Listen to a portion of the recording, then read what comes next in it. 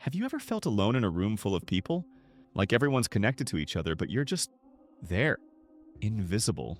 I have friends, good ones, people who care about me, people I can call and they'll answer, people who text me and ask how I'm doing, people who make me laugh until my stomach hurts, but then the phone goes quiet and it hits.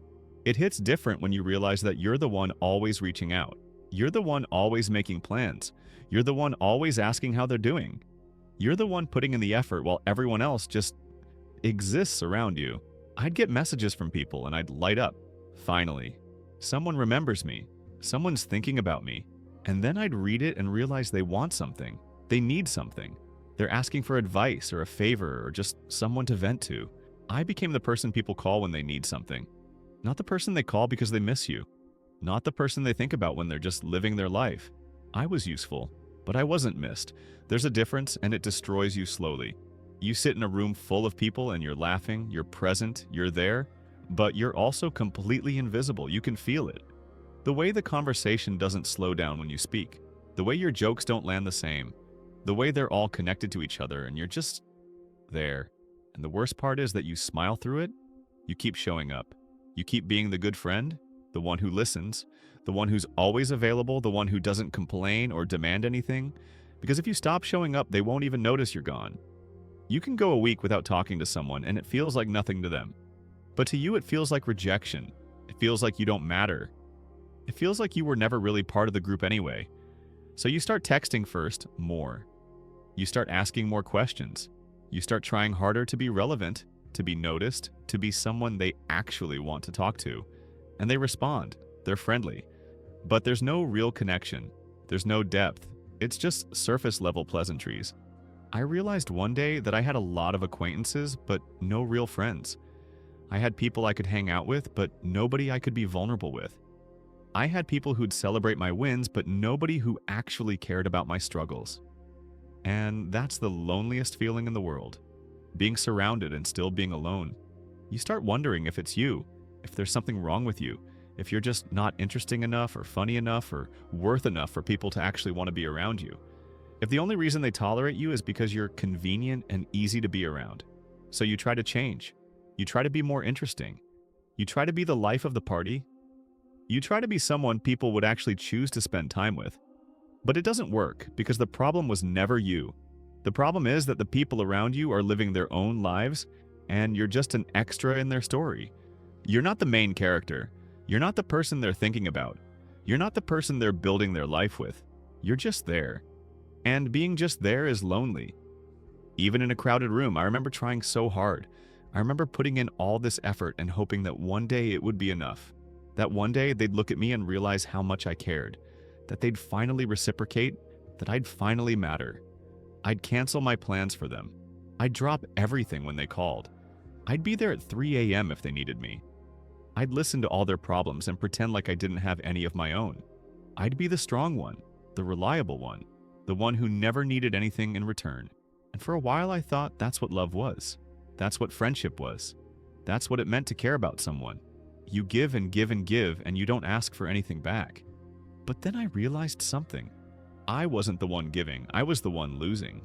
Every time I made plans that got canceled because they were busy, that was a piece of me. Every time they didn't text back for days, that was a piece of me.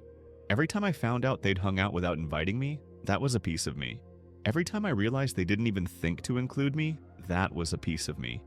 And I was disappearing. Slowly but surely, I was fading away. I stopped trying so hard after a while. I stopped reaching out as much. I stopped putting in all the effort and waiting for someone to reciprocate. And you know what happened? Nothing. Nothing changed. The phone still went quiet. The messages still dried up. The conversations still felt hollow. But at least I wasn't exhausted anymore. At least I wasn't constantly disappointed by people who weren't worth my energy anyway. The hard part is learning to be okay with solitude instead of loneliness. Solitude is choosing to be alone. Loneliness is being alone even when you're not. And I had to accept that I might spend a lot of time in solitude, that the people around me might never really see me, that I might never feel truly connected to anyone. And that was okay, because at least I wasn't wasting my time trying to make people care about me when they clearly didn't. I started investing in myself instead. in my own goals, my own dreams, my own growth, because the only person I could guarantee would never leave me is me.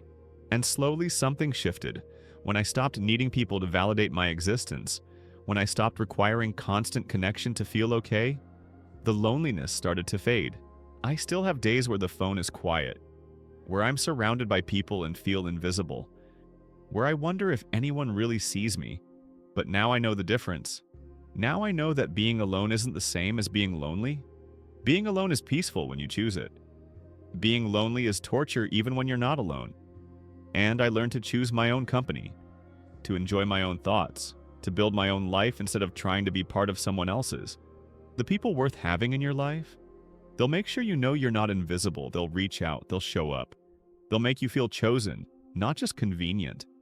And if someone's making you feel like you have to fight for your place in their life, then they're not your people. Your people are the ones who make it easy, the ones who don't make you question where you stand, the ones who include you without you having to ask, the ones who think about you when you're not around, the ones who'd never let you feel like you're just there. Until then, I'm learning to be alone without being lonely. I'm learning to be my own first choice. And maybe that's the most important friendship I'll ever have. Because once you learn to love yourself the way you love other people, once you learn to invest in yourself the way you invest in others, once you learn that you're enough just by existing, everything changes.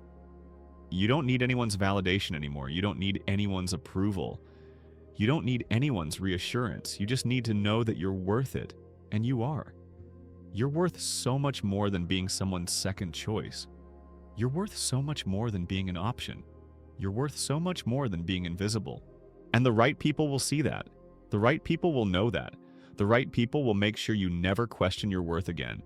Until you find those people, be your own. Choose yourself. Invest in yourself. Love yourself. Because loneliness in a crowded room is just a sign that you're looking for connection in the wrong places.